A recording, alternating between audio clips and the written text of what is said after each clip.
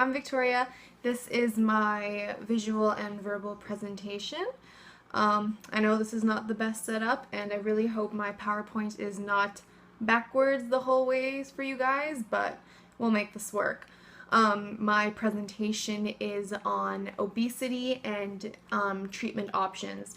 Now I know this is only a 10-minute video, so I can only cover so much. Just keep in mind while you're watching the video that I realize there are different factors that go into obesity, like thyroid problems, environmental issues. Like, there's a lot of topics, but for this video I'm going to focus more on lack of activity, overeating, kind of the North American diet. So just keep that in mind, and we'll start with the presentation. There's two main points, and then at the end of the PowerPoint I kind of give on my thoughts, and then at the end of that I have a little challenge for you guys. So first point is causes of obesity. First point is fast-paced life, lots of fast food chain options available. So life for so many people right now is really fast-paced. You're going to work, right to school. If you have kids, it's just go, go, go all of the time. And a lot of people don't pack their food. They just see a McDonald's and like, okay, just go and grab that. And, you know, that can add up over time.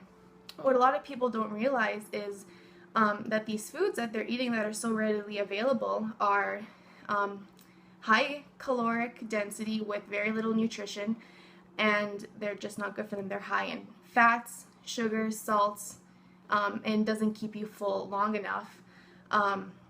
And I think obesity started having a real problem in the late 1980s to early 1990s, and this is when a lot of the fast food chains started getting into business. So a big problem is that people are just way too busy. They grab whatever they can get, and foods like that, eating all the time, can really pack out on the weight. A good tip I have is if you want to, if you go grocery shopping, shop around the perimeter of the whatever superstore or Save-Ons you go to. A lot of the produce and whole foods tend to be on the perimeter, and in the middle of the supermarket is all the packaged high sugary foods. Point 2, lack of activity and busy schedules. So this ties into the first point really well. People just don't have time to go to the gym or to take care of themselves. Their lives are so go, go, go, and this lack of activity tied in with the amount of unhealthy foods that they're eating really adds on to the weight over time. And then, lack of education on nutrition and healthful eating. I've seen a big problem with this, like even watching news in the States, a lot of schools that offer lunch to students, it's not very healthy. It's a lot of processed, reheated, packaged foods. And what happens is that a lot of overweight or obese children carry those habits into adulthood, and then it's very hard to change habits or to lose the weight when you're that much older. So having the education to teach to young kids, if it starts at an early age, they'll take those habits into adulthood as well. And of course, like, eating junk food and bad foods every now and then is okay. Like, it's all in moderation. A good example I like to use is like, if you eat healthy 6 times out of the week, and then on Sunday you eat McDonald's or a high-fat, high-sugar meal, you're not going to be unhealthy. You're not going to pack on the weight. It's the same if you're eating unhealthy. If you're eating unhealthy 6 days out of the week and you eat healthy 1 day out of the week, you're not going to get more healthy. It has to be a consistent, moderate change, I guess. Okay, point 2 is treatment options for obesity and weight loss that I don't agree with. First is any kind of pill, supplement, magic bullet pill that's on the market. In my opinion, it's just a big cash grab. There's no such thing as a miracle pill that can like melt off the pounds in a week. I think there was one study I was looking at for research on this PowerPoint. There are over 125 different pills on the market. On the PowerPoint, I hope you guys can see, I have a few examples of like ingredients that are found in the pills. There's Chicholstan, Ephedra. I'm pretty sure you've never heard of that before. And these are ingredients that I found in a study, and I'll link it in the description below so you guys can go read it. That doctors recommend that you shouldn't have high doses or any of it at all, and it doesn't correlate to weight loss. Having it long term isn't helpful, and even a lot of supplements on the market are not tested in controlled studies. They're not even tested on people before they're in the market.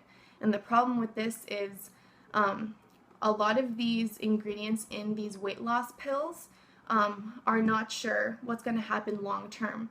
So sure, you can see results at first, but we're not sure what the health effects will be in 1 year or 5 years or 10 years down the road. And that's the problem with these pills, is people want immediate gratification of losing the weight. They don't want to put in the effort, and that's something I don't agree with.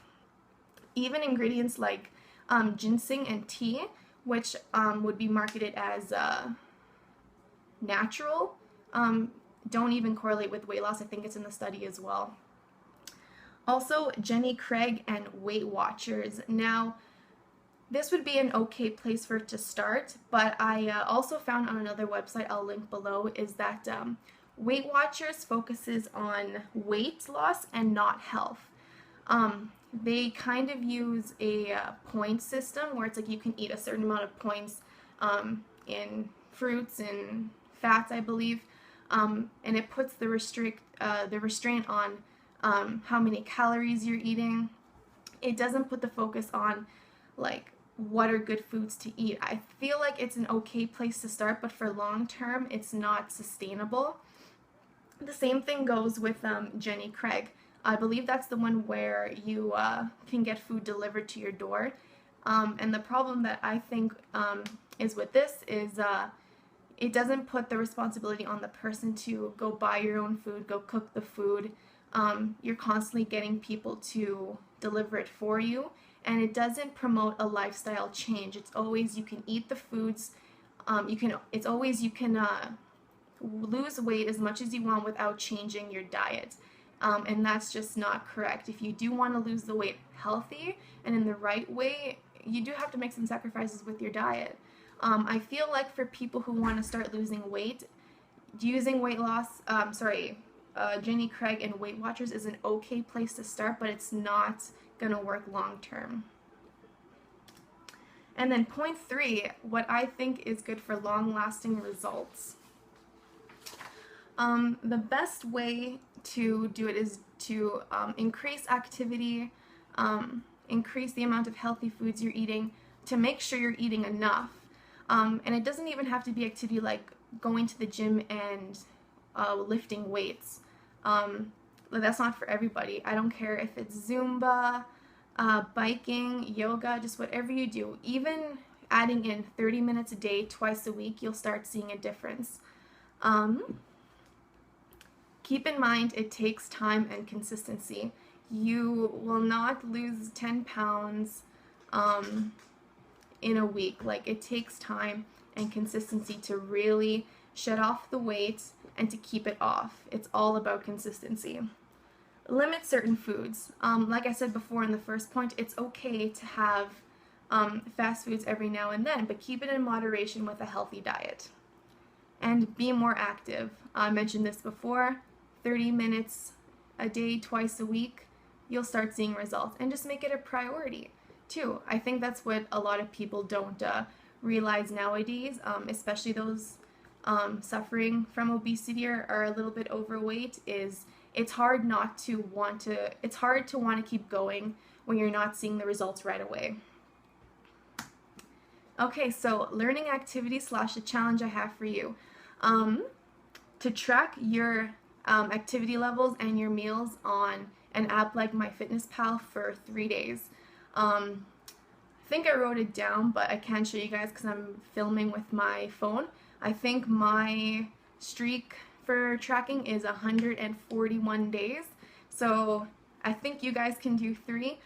Basically, the point of this is to see like what your macros are for carbs, proteins, and fats. See how much you're actually eating. Are you getting enough? Are you eating too little? And then just to see how healthy you guys really are. I'm sure a lot of you guys use this app already, but if you don't, I want you to try it.